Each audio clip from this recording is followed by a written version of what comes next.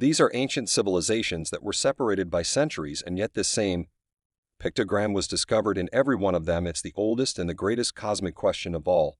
Are we alone in the universe, given the fact that there are countless alien worlds with conditions similar to Earth? Almost nobody believes life on our planet is unique. More than 300 million worlds with similar conditions to Earth are scattered throughout the Milky Way.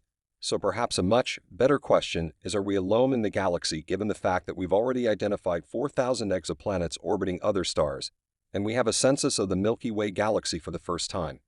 We know that on average every single star has a planet going around it, and about 1/5 or so of them have Earth-sized planets going around them. So just do the math. We're talking about, out of 100 billion stars in the Milky Way galaxy, we're talking about billions of potential Earth-sized planets.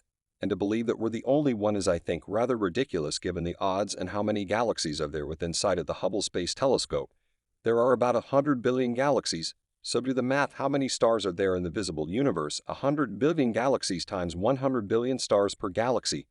We're talking about a number beyond human imagination, and to believe that we're the only ones, I think, is rather ridiculous. For more than 60 years, all we had to answer this question was the Drake equation, which suggested there were probably between 1000 and 100 million planets with civilizations in the Milky Way galaxy. Now, scientists at the University of Nottingham think they've come up with a new cosmic evolution base calculation that suggests that there are to be at least 36 ongoing intelligent civilizations in our Milky Way galaxy. Intelligent alien civilizations are ranked using the Kardashian of scale, which is a method of measuring a civilization's level of technological advancement based on the amount of energy it is able to use. Well, first of all, we have to understand the level of sophistication of an alien life form. If we make contact with them, I think in this century, we'll probably pick up signals from an extraterrestrial civilization, disordinary day-to-day transmissions that they emit, and the first thing we want to do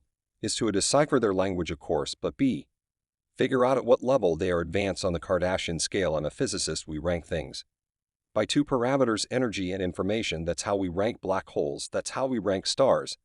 That's how we rank civilizations in outer space. So a Type 1 civilization is capable of harnessing planetary power.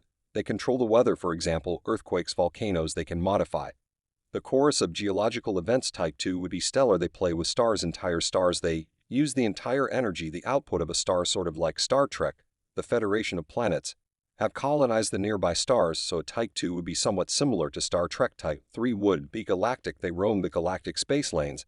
And Type 3 would be like Star Wars, a galactic civilization. Late English theoretical physicist Stephen Hawking warned us to stop reaching out to aliens before it's too late, as they might not turn out to be the friendly kind we hope for. Hawking said, as I grow older, I am more convinced than ever that we are not alone. One day we might receive a signal from a planet like Kellis 832c, but we should be wary of answering back. If we are indeed not alone in the galaxy, and an alien civilization has ill intentions towards us, it's already too late, as we've already been broadcasting our location to the universe for years. I mean, it's pretty obvious to me that we are probably not alone. We tend to think that we are special, but that's a sign of immaturity.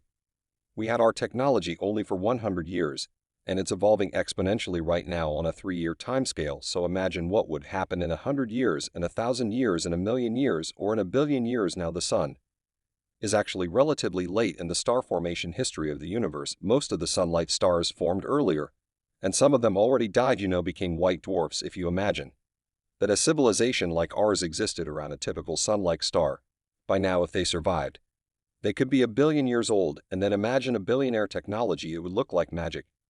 To us, an approximation to God. We wouldn't be able to understand it. In my view, we should be humble. And by the way, we should probably just listen and not speak. There is a risk if you are inferior. There is a risk if you speak too loudly. Something bad may happen to you, given the fact that we are currently in the dark with no evidence and can only estimate the number of alien civilizations in our galaxy from as low as a handful to as much as 100 million planets with civilizations. In the Milky Way, there is also an unpopular, albeit possible, answer. Almost nobody believes we are alone in the universe, but when it comes to a technological civilization in our galaxy, maybe we aren't. I don't necessarily think that we're the only ones in the observable universe, which goes out, roughly 14 billion years in light travel time, and more like, 46 billion years when you take into account the expansion of space, so the diameter of our observable universe is something like 92 billion light years that encompasses 100 billion to a trillion.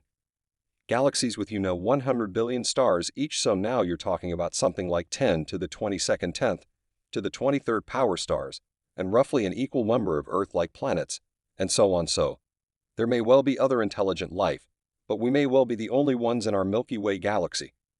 At most a handful, I'd say, but I probably side with the school of thought that suggests we're the only ones in our own galaxy, just because I don't see human intelligence as being a natural evolutionary path. I mean, there's a number of arguments. First of all, there's been more than 10 billion species of life on Earth. Nothing has approached our level of intelligence and mechanical ability and curiosity. Whales and dolphins appear to be reasonably intelligent, but there's no evidence that they can think abstract thoughts that they're curious about the world. They certainly can't build machines with which to study the world, so that's one argument.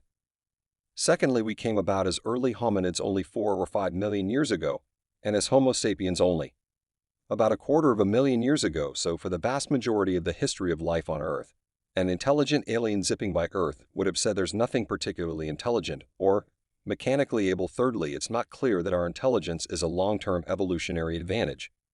Now it's clear that in the last 100 years, 200 years, we've improved the lives of millions, hundreds of millions of people, but at the risk of potentially destroying ourselves in recent years.